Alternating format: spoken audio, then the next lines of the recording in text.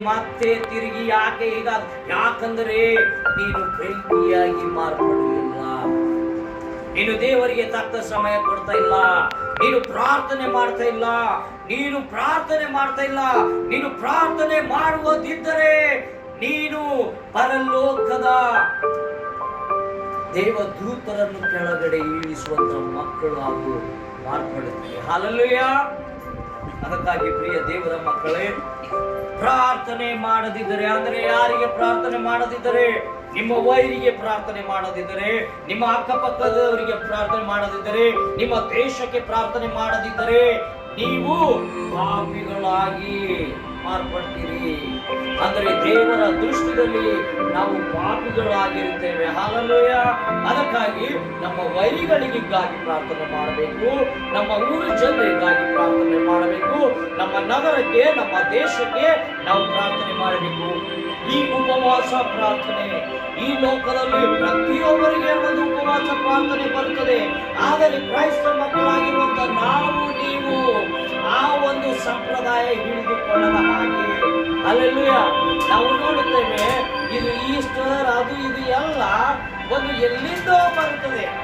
Okay, ಆದರೆ ನಮ್ಮ ಕಣ್ಣಿನ ದೃಷ್ಟಿ ದೇವರ ಮೇಲೆ ಇರಲಿ, ನಮ್ಮ ಆಲೋಚನೆ ಆತನ ಮೇಲೆ ಇರಲಿ, ನಮ್ಮ ಮಾರ್ಗವು ಆತನ ಮಾರ್ಗವಾಗಿ ಆಗಿರಲೆಂಬುದಾಗಿ ನೀವು ಅರ್ಥ ಮಾಡಿಕೊಂಡು ಕೇವಲ ಇದೇ ಸಂದರ್ಭದಲ್ಲಿ ನಾನು ಉಪವಾಸ ಮಾಡಬೇಕಾ, ಇದೇ ಸಂದರ್ಭದಲ್ಲಿ ನಾನು ಭಯಭಕ್ತಿಯಲ್ಲಿರಬೇಕಾ?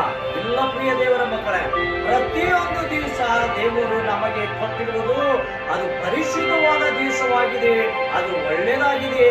ಯಾಕಂದರೆ ಸತ್ತು ಮಣ್ಣಿಗೆ ಸೇರುವವರು ಅವರು ದೇವರಿಗೆ ಸ್ತೋತ್ರ ಹೇಳುವುದಿಲ್ಲ, ದೇವರಿಗೆ ಕೊಂಡಾಡುವುದಿಲ್ಲ, ಅವರು ನಿದ್ರಿಸ್ತಾ ಇದ್ದಾರೆ ಎಂಬುದಾಗಿ ನಾವು ನೋಡ್ತೇವೆ.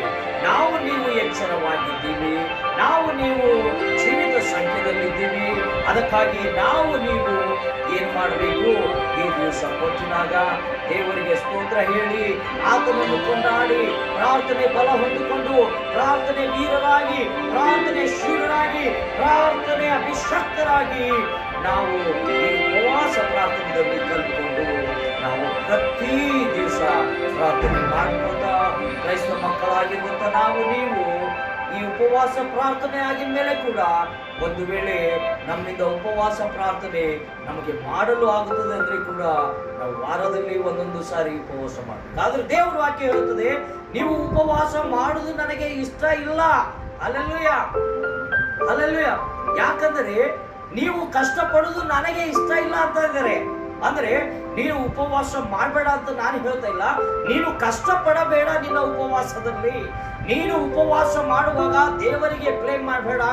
ಯಾಕೋ ನಾನು ವೀಕ್ ಆಗಿದೆ ಅಂತ 30 ದಿವಸ ನಾನು ಪ್ರಾರ್ಥನೆದಲ್ಲಿದ್ರಿ, ಉಪವಾಸ ಪ್ರಾರ್ಥನೆದಲ್ಲಿದ್ದ, ನಾನು ಹಸುವೆದಿಂದ ತಾಳಿಸ್ಕೊಂಡು ಅದಕ್ಕೆ ನಾನು ಬಾರಿಕಾಗಿದೆ ಅಂದಿ ಅಂತ ಹೆಸರು ಇಡಬೇಡ ನನ್ನ ಪರಿಶುದ್ಧವುಳ್ಳ ದೇವರಿಗೆ.